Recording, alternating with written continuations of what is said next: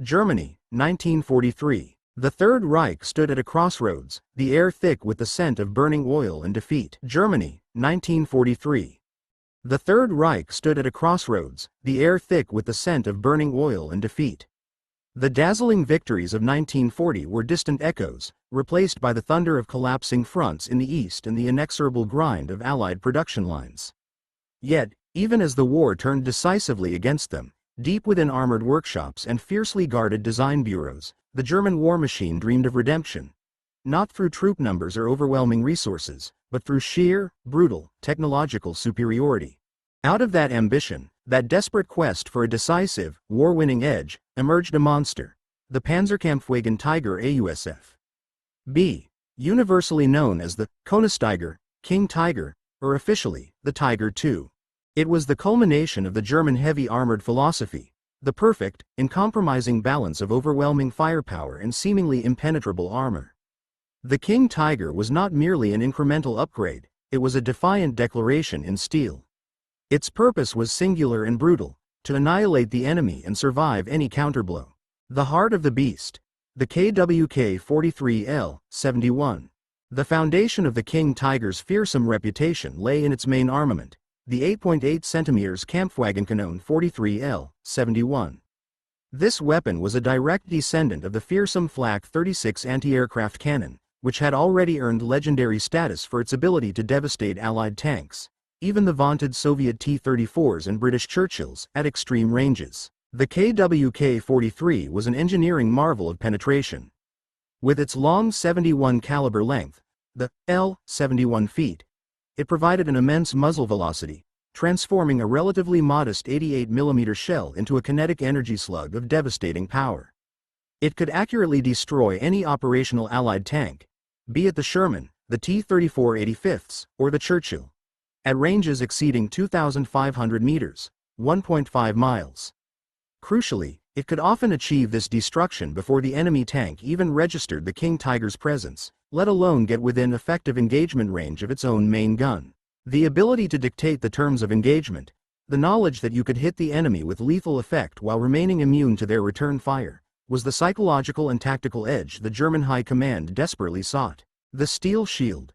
Designing for invulnerability. If the gun was its sword, the armor was its shield, a formidable, layered shell of protection designed to absorb, deflect, and resist. The design marked a crucial departure from its predecessor, the initial Tiger Eye. While the Tiger Eye used mostly vertical plating, making it extremely thick but less efficient, the King Tiger adopted the superior sloped armor philosophy pioneered by the Soviets with the T-34. Frontal armor. The glacis plate, the front upper hull, was a staggering 150 mm thick, sloped at 50 degrees from the vertical. This combination of thickness and angle gave it an effective line of sight thickness equivalent to nearly 233 mm against standard armor-piercing rounds. Turret face. The turret was even more heavily armored at the front, reaching 180 mm. This level of protection was unprecedented. When the first Allied intelligence reports on the King Tiger's armor composition reached Washington and London, they prompted genuine alarm. Standard Allied anti-tank guns, such as the American 75 mm and even the British 17-pounder, using conventional ammunition, could only penetrate the King Tiger at very short ranges, and then only if they managed a perfect shot on the limited weak points. Against its sloped frontal arc, the tank was essentially immune to all but the most advanced, specialized Allied weaponry. When the first prototypes rolled from the Henschel factory in Kassel, they embodied the same dangerous obsession that had driven the V-2 rockets and the Me-262 jet aircraft. The belief that technology could still reclaim the strategic superiority that resources and manpower had already ceded. The duel of designers. Porsche versus Henschel. The development of the Tiger II was not a smooth process but a fierce technical competition, echoing the earlier contest for the Tiger I. Two titans of German engineering battled for the contract. Ferdinand Porsche's design, VK 45.02, p. Porsche's design was technically ambitious, featuring an innovative, though ultimately problematic, electric transmission system and a distinctive, rounded turret design. While the electric drive promised smooth steering and high torque, it was complex, required vast amounts of scarce copper, and proved unreliable. Henschel's design, VK 45.03, H. Henschel took a more conventional, robust, and practical approach, building on the mechanical layout of the Tiger I and Panther. Their design featured the more reliable Maybach engine and mechanical transmission. Ultimately, the Henschel design was selected for production, primarily due to its greater mechanical simplicity and the severe material shortages that made Porsche's reliance on electric drive components unfeasible. However, a twist of fate left a lasting mark. 50 of Porsche's pre-ordered turrets had already been manufactured. Rather than scrapping them, these turrets, with their distinctive curved front, prone to shot traps, where an incoming round could be deflected downwards into the thinner hull roof, were mounted on the initial batch of Henschel hulls. Thus, the King Tiger entered service with two distinct turret types, the less common, rounded Porsche turret and the more prevalent, superior, slab-sided Henschel turret. The King Tiger's very strength concealed its fatal flaw. In the relentless quest for perfection, for overwhelming battlefield dominance, practicality was brutally forgotten. The German engineers, operating outside the reality of a resource-starved, strategic-bombed nation, had created a magnificent weapon that was fundamentally too heavy, too complex, and too thirsty to win a defensive, long attritional war. The tyranny of mass, 69.8 tons of trouble. The King Tiger weighed a staggering 69.8 metric tons, 76.9 short tons, in combat trim. This monumental weight brought a host of debilitating problems. Logistical paralysis. The tank was too heavy for most European bridges, forcing long, costly detours or the need for time-consuming, risky river fording, requiring extensive sealing and preparation. This severely limited its operational mobility and ability to respond quickly to threats. Rail transport nightmare. The King Tiger was too wide to be transported fully assembled on standard German railway wagons. To move it by rail, the immense tank had to have its outer road wheels removed and special, narrower, transport tracks, Verladeketten, fitted, a lengthy process requiring specialized equipment and dedicated manpower, usually under intense aerial scrutiny. Engine strain.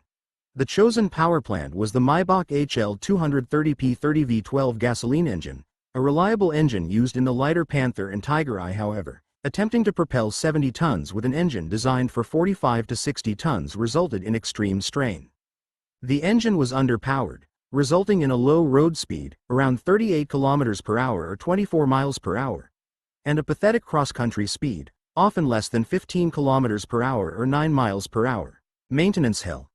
The strain on the engine, transmission, and final drives was immense, leading to frequent, catastrophic mechanical failures. The complex Maybach Olvar pre-selector gearbox and the final drive reduction gears often broke down simply from the stress of moving the massive chassis.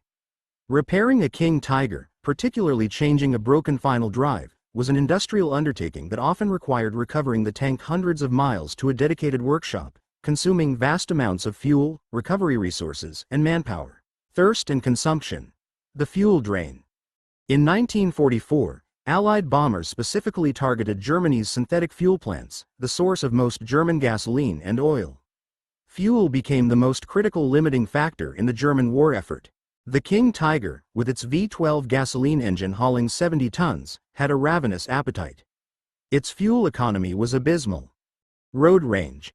Approximately 120 to 170 kilometers, 75 to 105 miles. Cross-country range could drop to as low as 60 to 80 kilometers, 37 to 50 miles. A single King Tiger required an immense logistical pipeline of fuel just to reach the front, let alone to engage in combat. Often, more King Tigers were abandoned by their crews due to lack of fuel than were destroyed by enemy action. When the King Tiger finally entered service in meaningful numbers in mid-1944, it was too little, too late, and placed into strategic situations where its defensive power could not translate into strategic victory. Early engagements. Normandy and the East. The King Tiger made its combat debut on the Western Front during the Battle of Normandy in the summer of 1944. Its first high-profile action was with the 503rd Heavy Panzer Battalion and later during the abortive Operation Luttich, the counterattack at Mortain. The arrival of the King Tiger sent shockwaves through the Allied tank crews. The stories of its invulnerability were terrifyingly real. A famous example involved a British Sherman Firefly, armed with the only reliably penetrating Allied gun, the 17-pounder, engaging a King Tiger at point-blank range, only to see its rounds ricochet harmlessly off the frontal armor. The only solution was to try and disable its tracks or flank the behemoth. Yet, Despite its tactical dominance, the operational reality was devastating. Air power. In Normandy, the German tanks operated under absolute Allied air superiority. The King Tiger was a large, slow-moving target easily spotted from the air. Although aircraft guns rarely damaged the tank, constant strafing and rocket attacks, like those from the Typhoon, severely hampered its movement, scattered accompanying infantry, and forced crews to button up, reducing their situational awareness. Attrition by breakdown. For every King Tiger lost to an Allied shell, several more were lost to mechanical breakdown or lack of fuel. In the chaotic retreat from Normandy, crews were often ordered to destroy their own immobilized, perfectly good tanks to prevent them from being captured. The Ardennes Offensive, the Battle of the Bulge. The King Tiger played a crucial, though ultimately symbolic, role in the December 1944 Ardennes Offensive.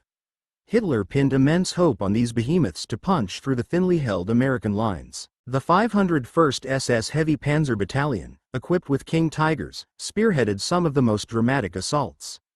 The tank proved its mettle in static defense and short-range ambushes in the forests, terrifying the inexperienced American troops. However, the conditions were tailor-made for failure. Road congestion. The massive tanks clogged the narrow, icy, and muddy roads, creating monumental traffic jams that slowed the entire offensive to a crawl. Fuel crisis. Again, the offensive's entire success hinged on capturing Allied fuel dumps. When these captures failed, the King Tigers literally ran out of gas. Their ghostly, abandoned hulks, sometimes left intact on the side of a road, became monuments to the strategic failure of the entire operation. By 1945, the King Tiger was more of a legend than a practical weapon.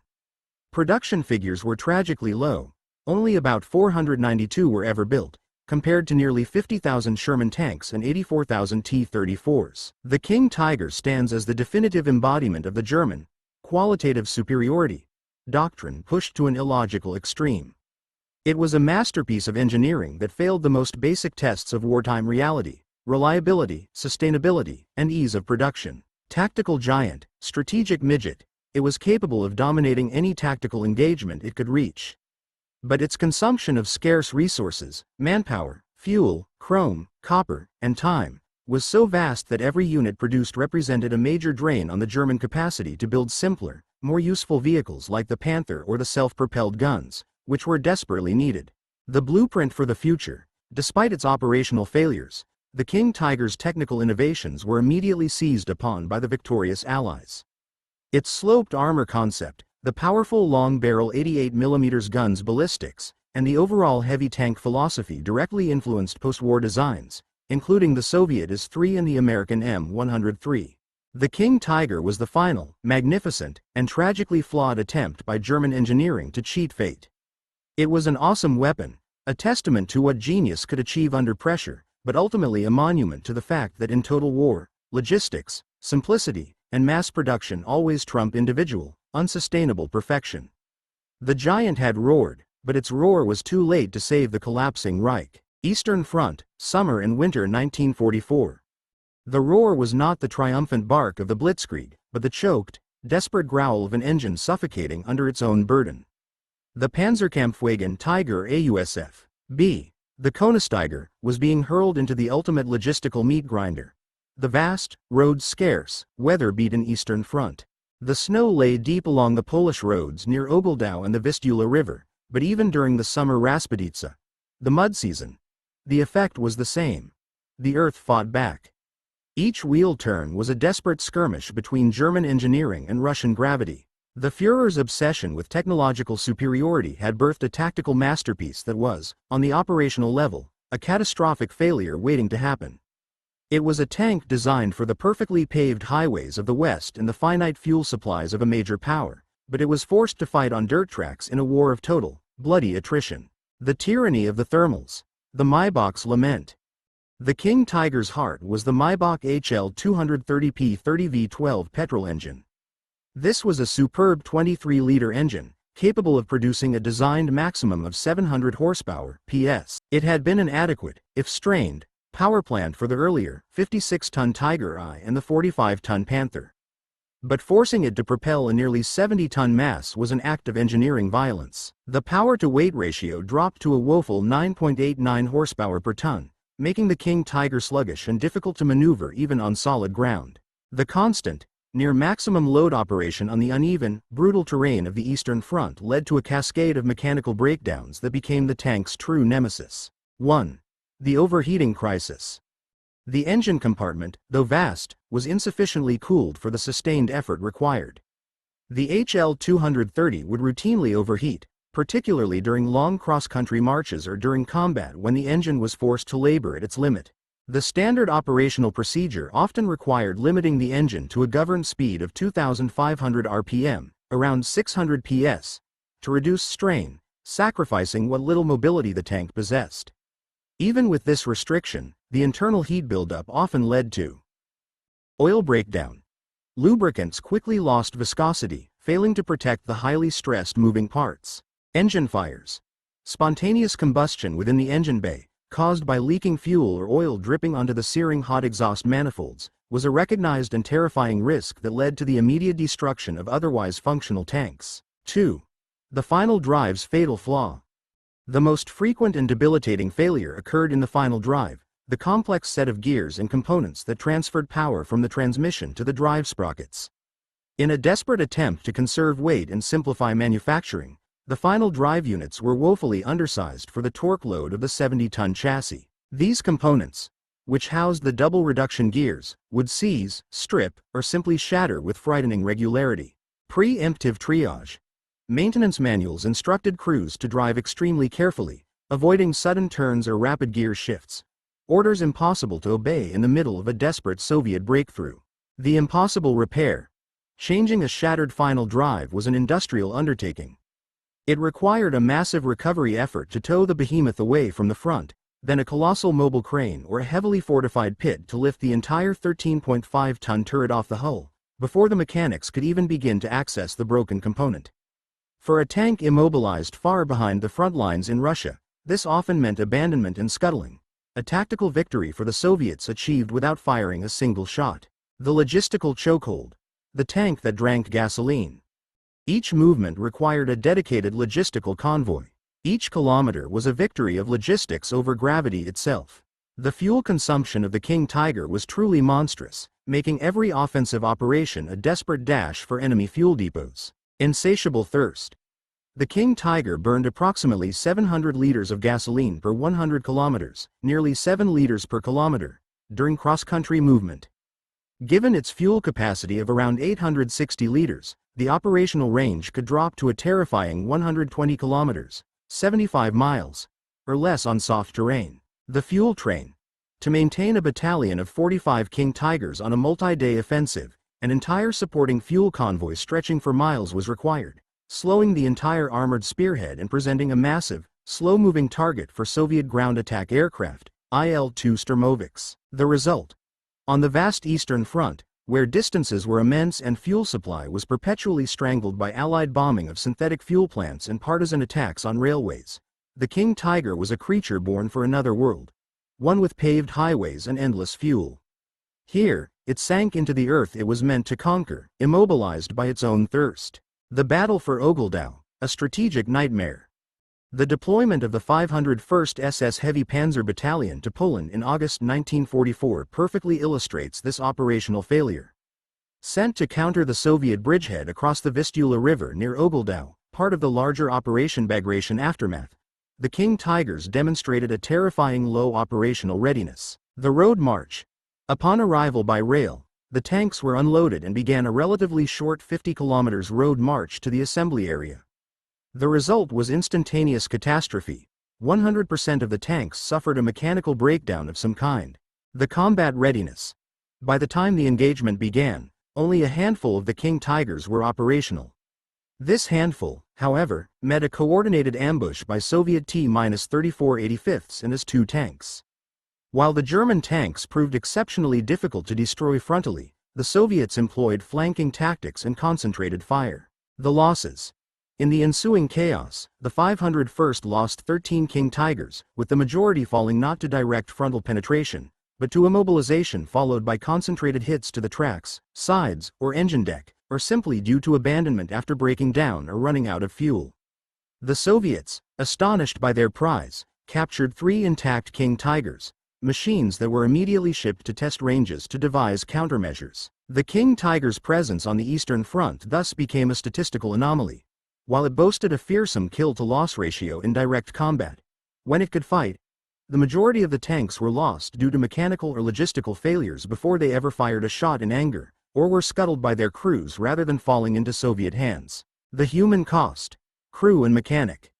The human element, the final ingredient in this mixture of genius and disaster, suffered the most. The mechanics. Specialist maintenance detachments followed the tanks like shadows, performing triage on machines too heavy to heal. They became the true heroes of the battalion, wrestling with 70-ton behemoths, often in freezing weather and under intermittent enemy fire, desperately trying to keep the final drives or transmissions from seizing up. The lack of standardized spare parts and the difficulty of towing the King Tiger across broken terrain meant they were fighting a continuous, losing battle. The crews. The crewmen lived in a state of permanent, exhausting stress. The constant anxiety that the transmission might seize during a crucial maneuver, or that they would run dry miles from the nearest fuel dump, compounded the psychological strain of combat against an overwhelming enemy. They were driving the most heavily armored vehicle in history, but they knew, intimately, that their tank's greatest enemy was its own engineering. In theory, the King Tiger was unstoppable. In practice, it was often immobile, its enemies not just Allied guns, but mud, cold, and mathematics. The tank was the embodiment of the Third Reich's arrogance, believing that sheer technological quality could overcome the crude, crushing quantity of their enemies. On the vast Eastern Front, that flawed calculus was exposed, as the giant of steel was conquered not by a faster tank or a bigger gun, but by the mud, the cold, and the unforgiving logic of logistics. ACT-3, The Illusion of Power. Normandy and the Ardennes, 1944-45. The reputation of the Koenigsegger, King Tiger, preceded it across the English Channel long before the first shell from its 88mm gun struck an Allied Sherman. Soldiers whispered of its invincibility, a monstrous amalgamation of steel and firepower. Its sheer, massive silhouette struck a paralyzing fear into the hearts of Allied tank crews before the tank even appeared on the battlefield. A fear amplified by exaggerated reports of its impenetrable armor and the chilling precision of its gun. This psychological weapon was perhaps the King Tiger's most potent asset. The Allies, particularly the Americans, experienced Tiger shock upon encountering its predecessor, the Tiger I, and the reports of the Tiger II suggested something even more terrifying. A tank designed to be immune to the standard Allied anti-tank guns. But behind the myth lay an ugly, crippling truth. For every Tiger II that reached the contested hedgerows of Normandy or the snowy forests of the Ardennes, another was stranded en route. Broken tracks, cracked gearboxes, seized final drives, or, most commonly, empty fuel tanks. The tank was a technological prodigy, but it was forced to operate in a strategic environment that had already been lost by the collapsing logistical framework of a dying Reich. The hedgerow hell. Normandy's narrow battlegrounds. The King Tiger made its western debut near Caen, Normandy, in the summer of 1944, particularly with the 503rd Heavy Panzer Battalion. This was supposed to be the deployment of a decisive counterweapon against the Allied invasion force. Instead, Normandy proved to be one of the worst possible operational environments for a machine of its size and complexity. 1. The trap of terrain. The bocage, the ancient, dense network of hedgerows and sunken lanes that crisscrossed the Norman countryside, was fundamentally hostile to the 70-ton behemoth. Mobility stifled. The King Tiger's greatest advantage, long-range firepower, was nullified by the close-quarters nature of the fighting. Visibility was reduced to meters, turning long-range duels into sudden, knife-fight ambushes. Physical damage. On the narrow roads of Normandy, the King Tiger's massive, wide tracks tore up the road shoulders, and its wide turrets scraped violently against the earth mounds of the hedgerows. This constant stress on the suspension and steering mechanisms accelerated the rate of mechanical failures. Flanking becomes easy. The slow traverse of the heavy turret, a hydraulic traverse, which was agonizingly slow when the engine was off, and the tank's sluggish acceleration made it acutely vulnerable to flanking attacks. A smaller, faster Allied tank, particularly the American M4 Sherman fitted with the improvised Rhino hedgerow cutter, could rush the corner of a field, engage the Tiger from the side, where the armor was only 80 millimeters, and disappear before the giant could bring its main gun to bear. 2. The dominance of Allied air power. Unlike the Eastern Front, Allied air superiority over Normandy was absolute and unchallenged. Every German movement was a calculated risk under the eyes of the Jabos, fighter bombers like the P-47 Thunderbolt and Hawker Typhoon. Immobilization is destruction. If a King Tiger suffered its inevitable mechanical breakdown and was stranded, a scenario made common by the frequent final drive failures, it immediately became a high-value target. Allied pilots would saturate the area with rockets and bombs.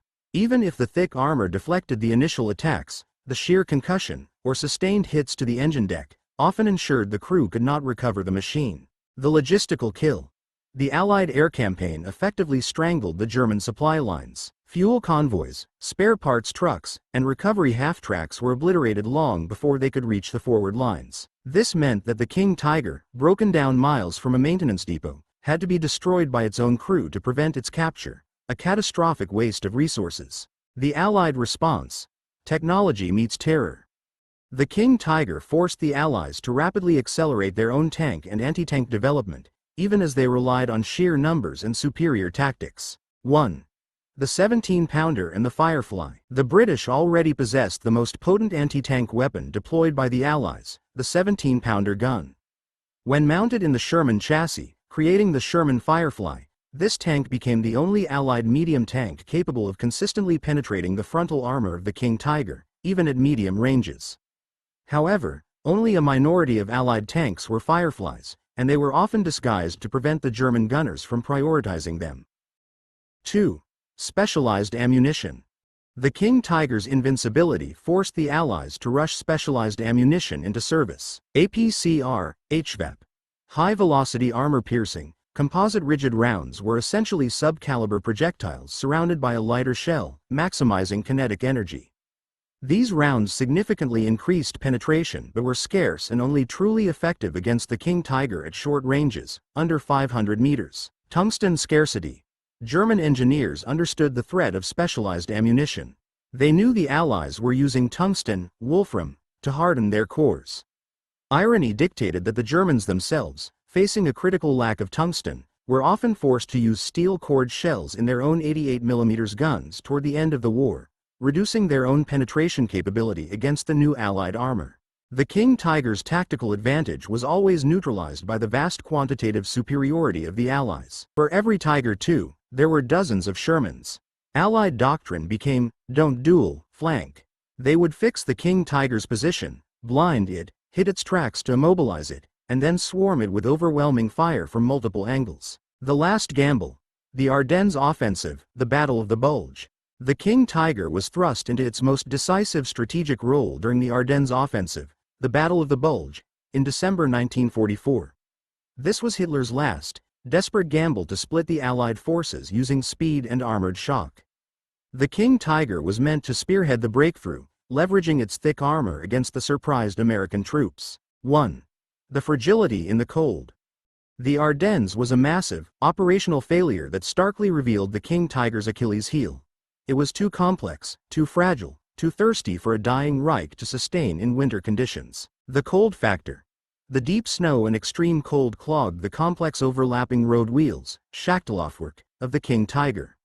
Mud and snow would freeze solid between the wheels overnight, sometimes locking the tracks completely, requiring hours of dangerous, difficult work with blowtorches and sledgehammers just to mobilize the tank. The cold also stressed the engine and transmission, accelerating the rate of mechanical breakdowns. Roads and bridges. Just as in the East, the King Tiger's 70 tons immediately created logistical paralysis.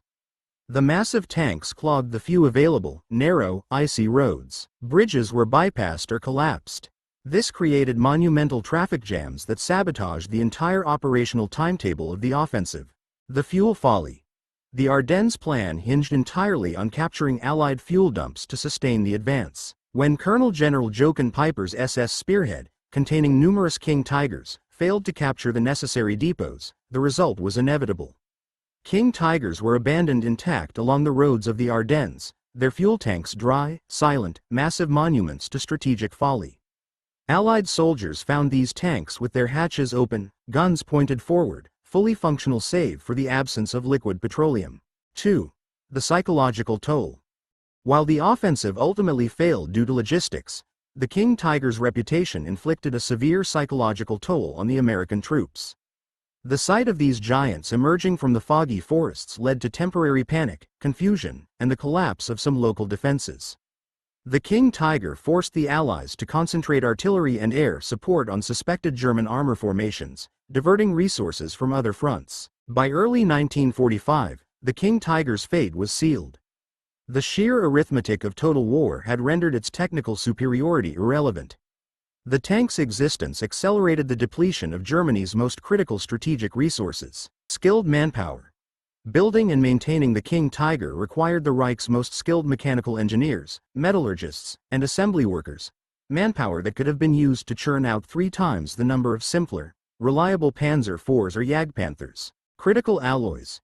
Its massive armor plate consumed vast amounts of high-grade steel and scarce alloying materials like molybdenum, nickel, and chrome, starving the U-boat program and aircraft manufacturing of essential components. Logistical overload. Each battle consumed not only men, but mechanics, fuel, and spare parts the Germans no longer possessed. Recovery vehicles like the Bergpanther were often overwhelmed. They couldn't tow the King Tiger. Instead, a breakdown often necessitated the destruction of the tank to avoid capture, a decision that was agonizing for the crew and disastrous for the overall war effort. The King Tiger became a self-inflicted wound, a weapon so technically advanced and resource-intensive that it crippled the army that fielded it. It was the ultimate expression of the Nazi regime's delusion that raw, uncompromising quality could indefinitely withstand the crude, crushing quantity of its industrial opponents. The mightiest tank in the world was not destroyed by a superior enemy tank design, but by attrition, fragility, and mathematics. In the final, desperate battles for the Reich, including the defense of Berlin, the last operational King Tigers were used as static pillboxes, their incredible 88mm gun employed for short-range destruction, far from the purpose of a strategic mobile assault weapon. Their fate was sealed, rusting in the ruins they were built to defend, monuments to a brilliant design utterly betrayed by the reality of a lost war. Germany, winter and spring 1945. In the final, harrowing months of the war, the air over Germany was thick not just with the smoke of Allied bombs, but with the stench of despair and delusion. The Third Reich was collapsing inward, its strategic foundation shattered, its armies pushed back to their own borders. Yet, deep within the bomb-damaged but relentlessly driven industrial heartland, the factories still churned out the behemoths of steel. The King Tigers, Koenigsegger. At the Henschel plant in Kassel, and increasingly in satellite assembly points, engineers worked under the glare of emergency lamps or by the flickering light of candlelight, surrounded by heaps of rubble and the grim silence of ruined industrial districts. They built machines of unmatched power for a nation that could no longer sustainably fuel them, maintain them, or transport them to the front lines. Each tank that rolled off the assembly line was less a weapon of war and more an artifact from another, lost era, beautiful, terrifying, and profoundly useless in the context of the Reich's impending annihilation. This frantic, final production embodied the profound disconnect between the German technical mind and the operational reality of total war. The belief that technological superiority could replace strategy, logistics, and time had hardened into an unshakable, fatalistic obsession. The production paradox. Building the unusable. As 1945 dawned, the sheer magnitude of the Allied aerial assault had crippled Germany's capacity to wage mechanized warfare. 1. The death of logistics. Allied bombers systematically focused on 3 key areas: oil fields and synthetic fuel plants, railway marshalling yards, and ball-bearing factories. Fuel starvation. Oil fields lay in ruins. The production of the vital synthetic fuel needed for the King Tiger's Maybach engine plummeted to near zero. Trains carried tanks that would never see battle because there was literally no fuel to move them from the railhead to the fighting position. The transportation trap. Even fully fueled tanks faced an impossible journey. Allied air interdiction had crippled the rail network. Bridges were down, tracks were severed, and trains carrying the King Tigers, which required specialized, low-slung railcars and the difficult swapping of combat tracks for transport tracks, were relentlessly targeted. Many King Tigers were destroyed or captured while still sitting on rail wagons far behind the front lines. The spare parts black hole. Production of new tanks continued, but the supply chain for spare parts, particularly the failure-prone final drives and transmissions, vanished entirely. A King Tiger that broke down in 1945 could not be repaired. The necessary replacement parts simply did not exist outside of scavenged or captured vehicles. 2. Substitution and compromise. The King Tiger's armor was its strength, relying on high-quality alloy steel. By 1945, facing dire shortages of nickel, chromium, and molybdenum, the alloys that provide armor its tensile strength and resistance to cracking, German metallurgists were forced into desperate substitution. Degraded armor. The quality of the late war steel was noticeably inferior. While still thick, the armor was more brittle and prone to spalling, internal shattering, when hit by large caliber shells. The unbroken armor was now weaker, its structural foundation compromised by a resource crisis the engineers could not solve. Quality control collapse. With slave labor replacing skilled workers and assembly plants relocated to hastily converted tunnels and bunkers, Überlagerung, quality control plummeted. Tanks often rolled out of the factories with critical defects, loose bolts, improperly fitted gearboxes, and hastily assembled components, all destined to fail catastrophically after only a few hours of operation. The desperate crews. Training for annihilation. The crew that manned these late war giants was perhaps the most tragic component of the equation. By 1945, the elite Panzertruppen veterans were dead, wounded, or fighting in other sectors. The King Tiger crews were often filled with minimally trained conscripts, some teenagers, some older men pulled from non-combat roles. Minimal running time. Crews received minimal training. Some tanks reached the front with only a few hours of running time for the crew, just enough to get the feel of the controls, but nowhere near the level of proficiency required to handle the King Tiger's demanding transmission and sheer mass under fire. The ultimate test. They were thrust into battle with a weapon that demanded expert knowledge and meticulous maintenance, skills they utterly lacked. They often broke the highly sensitive transmission systems simply through poor driving technique. Many King Tigers were abandoned before firing a shot not due to enemy action, but because the crew, through inexperience or panic, caused a catastrophic mechanical failure. The strategic waste was immense. These crews, driving the most complex, resource-intensive machines in existence, were sacrificed en masse, their lives and their tanks consumed by a desperate, failed military doctrine. The final battle. The defense of Berlin. The King Tiger's final, spectacular, and utterly futile deployment was in the Battle for Berlin in April 1945. The few remaining operational King Tigers were gathered into ad hoc battle groups, often assigned to defending key bottlenecks, avenues of approach, or acting as static strongpoints. The final, bitter resistance was provided by the 503rd Heavy SS Panzer Battalion, now renamed Führer Begleit Brigade, and remnants of other units. The static kill. In the close quarters, street-to-street fighting of the city, the King Tiger's long 88mm gun could easily penetrate any Soviet tank.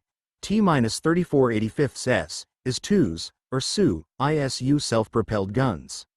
Its armor was still largely immune to conventional Soviet anti-tank rifles and smaller towed guns. The tanks were literally unbroken monuments to German steel.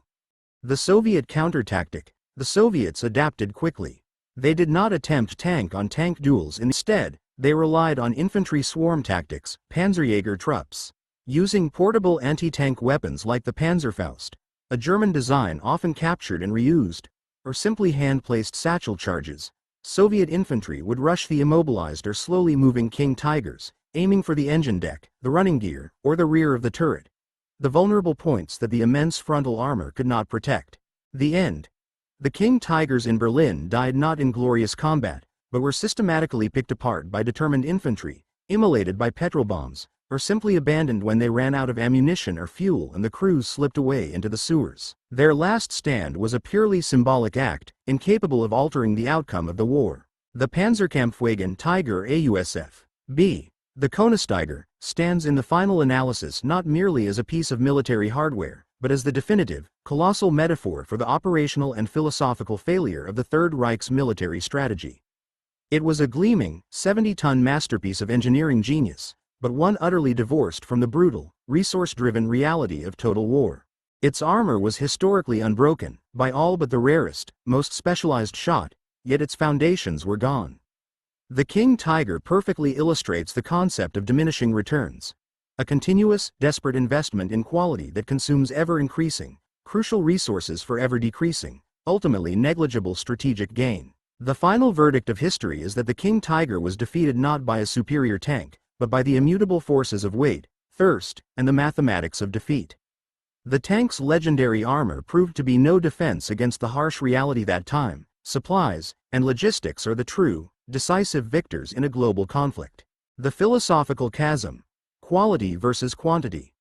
The Second World War was, at its core, a clash of industrial philosophies, and the contrast between the King Tiger and the Allied approach to armored warfare is the most salient point of divergence. 1. The Allied doctrine, practicality and production. The Allies, particularly the United States, fought a war of practical engineering and unprecedented production capacity.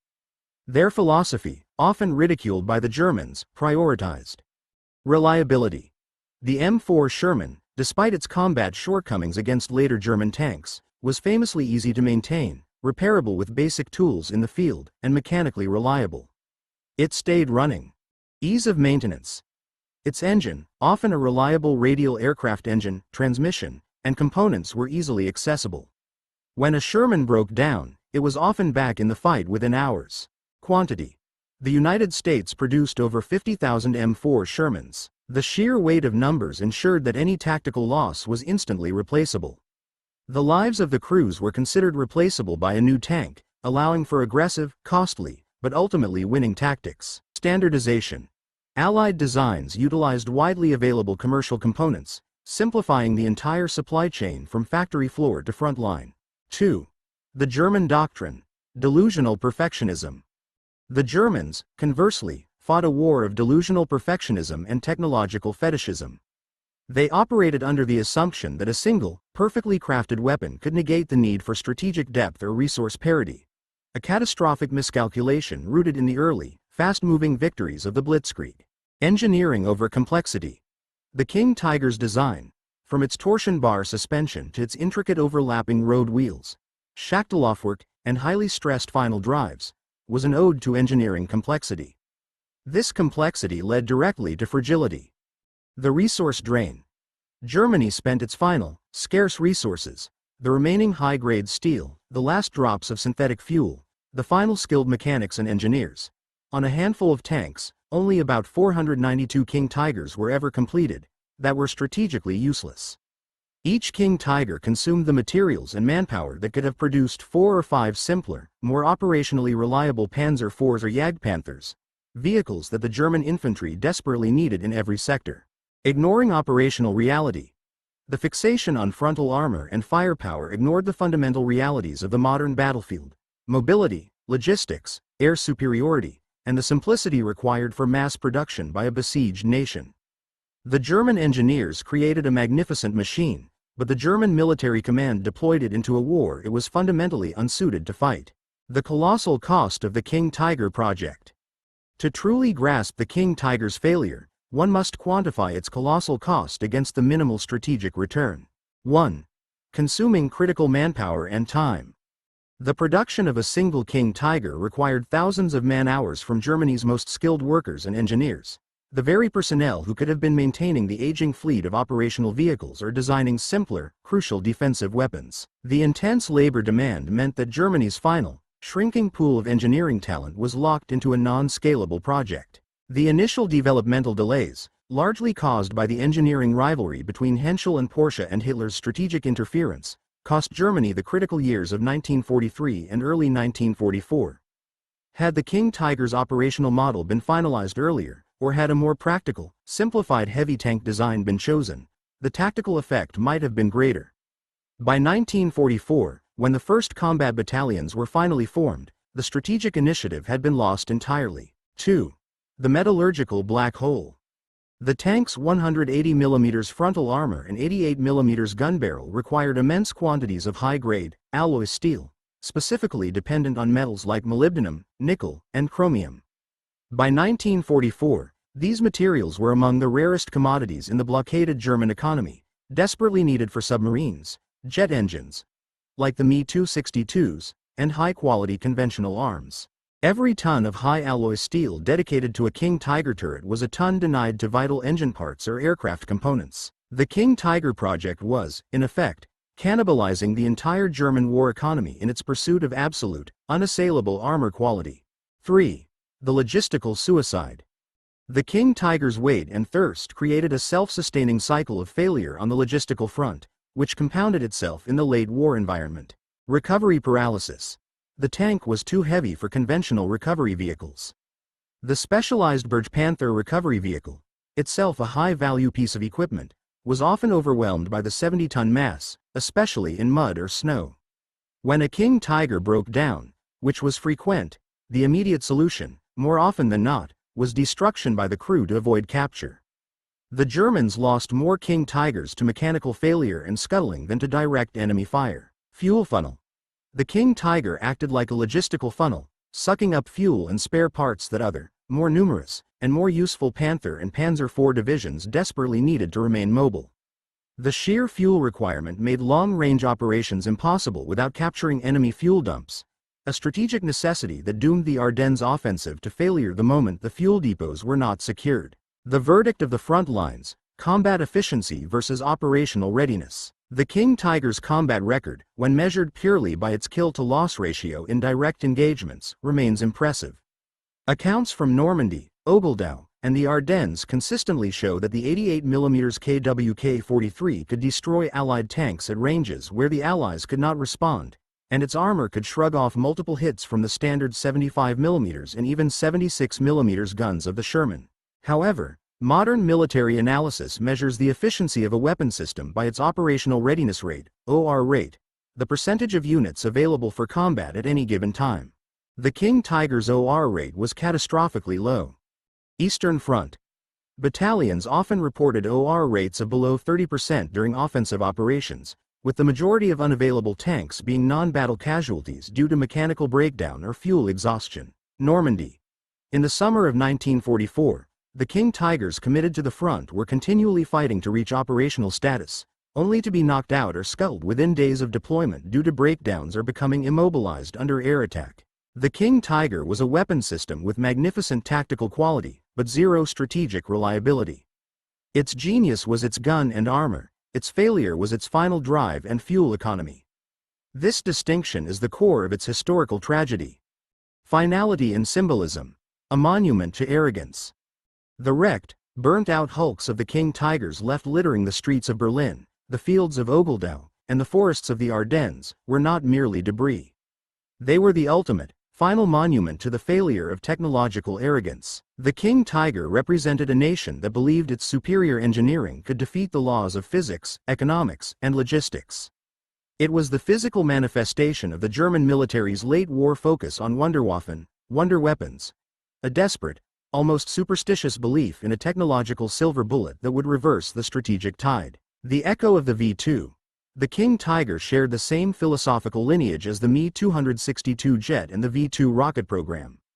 These weapons consumed astronomical amounts of money, material, and manpower with almost zero strategic return. The V-2, for example, was a propaganda triumph but a military nullity, costing more resources to produce than the conventional bombing it was meant to supplant. The King Tiger, while effective when deployed, occupied a similar position, a drain on resources far exceeding its battlefield impact.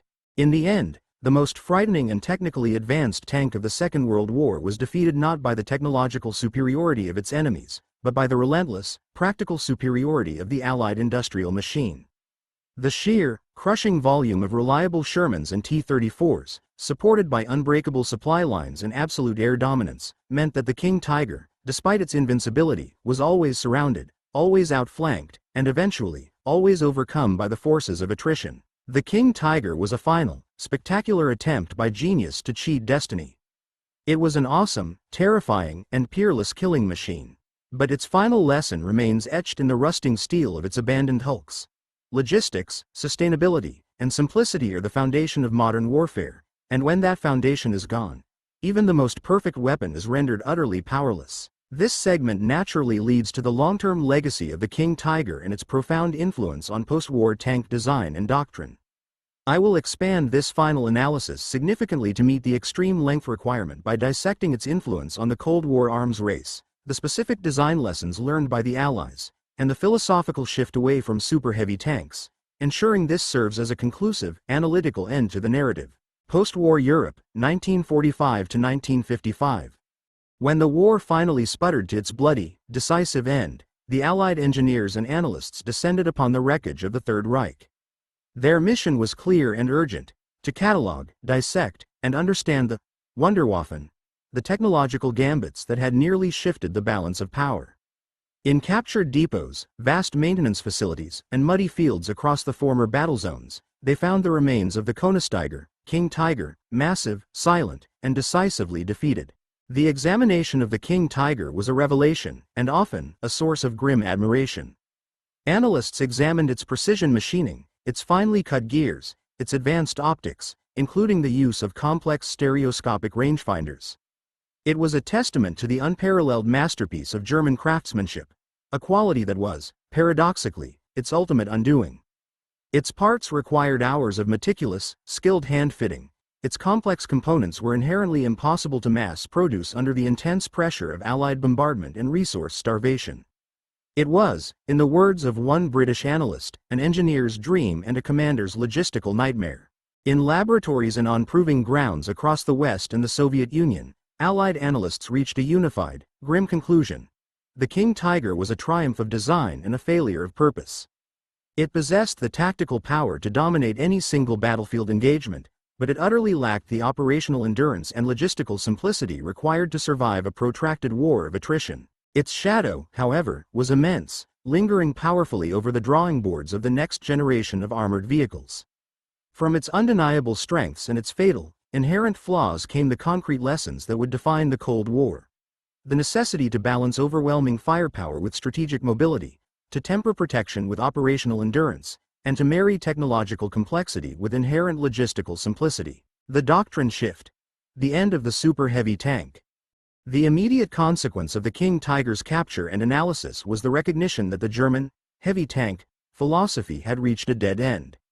The belief in a single, super-armored, unkillable breakthrough tank was officially abandoned by Western powers. 1. The Soviet interregnum and the IS-3. The Soviet Union, which had also developed heavy tanks, like the excellent IS-2 and later the IS-3, was momentarily the only power to carry the heavy tank mantle forward into the immediate post-war era. However, even the IS-3, whose revolutionary pike nose armor configuration directly incorporated lessons from observing the effectiveness of German sloped armor, was nearing the limits of practicality.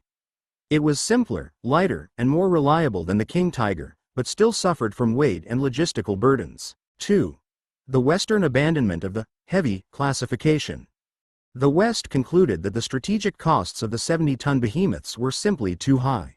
The American M103 and the British Conqueror heavy tanks, developed in the 1950s, were the last of this class.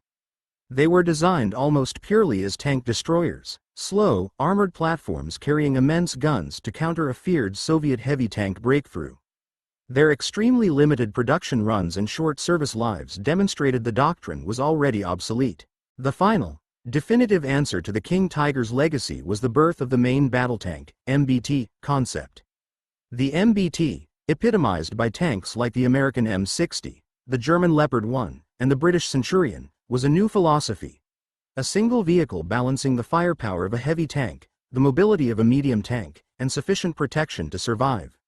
The MBT was the tactical rejection of the King Tiger's operational folly. Dissecting the genius. Lessons applied by the victors. The Allied engineers did not simply discard the King Tiger. They stripped it down to its component brilliance and adapted those insights into their own future designs. 1. The power of the long gun. The terrifying effectiveness of the King Tiger's 88mm KWK-43L, 71 forced the Allies to commit to guns of comparable power. British. The development of the British L7105M gun, later adopted by almost every Western MBT, was a direct response to the German high-velocity concept. The L7 was designed for high muzzle velocity and deep penetration, marking a shift away from earlier British reliance on high explosive heat capacity towards pure kinetic energy projection, exactly as the Germans had done. American. The Americans quickly moved to 90mm and 105mm guns, recognizing that the 75mm and even the 76mm guns of the Sherman were fundamentally outgunned by the German commitment to long-barrel, high-velocity ordnance. The King Tiger taught the world that gun performance was the single greatest factor in tank survival. 2. The wisdom of sloped armor. While the Soviets had been the first to use sloped armor on the T-34, the King Tiger's 150mm glacis, angled at 50 degrees, proved just how impenetrable a well-sloped, thick plate could be. Universal adoption. Every successful post-war tank, from the Soviet T-54/55s to the Western MBTs, utilized heavily sloped frontal armor. The lesson was simple. Effective armor thickness, the line of sight distance a shell must travel, is more important than raw physical plate thickness, saving weight while providing better protection, a subtlety lost on the Germans when they over-engineered the rest of the chassis. 3. The rejection of over-complexity. The most crucial lesson was the absolute rejection of the King Tiger's mechanical philosophy. The running gear, the complex, overlapping Schachtelhoffwerk suspension, was recognized as a maintenance nightmare. While it provided a smoother ride and better weight distribution, it clogged with mud, froze in snow, and was disastrously time-consuming to repair. Post-war designs universally adopted simpler, easily accessible road wheels and the reliable, independent torsion bar suspension system, which, ironically, the Germans themselves invented and used on the Tiger I, but complicated on the Tiger II. Simplified drivetrains. The King Tiger's prone-to-failure Maybach-Olvar transmission and final drives were replaced by robust, modular, and accessible power packs in Allied designs. The concept of the power pack, engine, transmission, and cooling systems bundled together for rapid field replacement was championed to ensure high operational readiness, directly addressing the King Tiger's Achilles heel: the hours or days needed to repair its internal mechanics. The long-term psychological and strategic shadow. The King Tiger's shadow was not just mechanical, it was deeply psychological and strategic. 1. The catalyst for anti-tank technology. The fear induced by the King Tiger's invincibility directly fueled the intense Allied development of advanced anti-tank technology, a race that defined the early Cold War.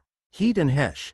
The dominance of thick armor led to the accelerated development of chemical energy munitions. Heat, high-explosive anti-tank, and HESH, high-explosive squash-head, rounds were developed specifically to defeat thick, monolithic steel armor like that of the King Tiger, largely neutralizing the value of sheer thickness. Guided missiles. The sheer expense and difficulty of building a tank capable of killing a King Tiger led to a focus on making anti-tank killing cheap. The development of anti-tank guided missiles, ATGMs, in the 1950s and 60s was a direct, ultimate answer to the King Tiger.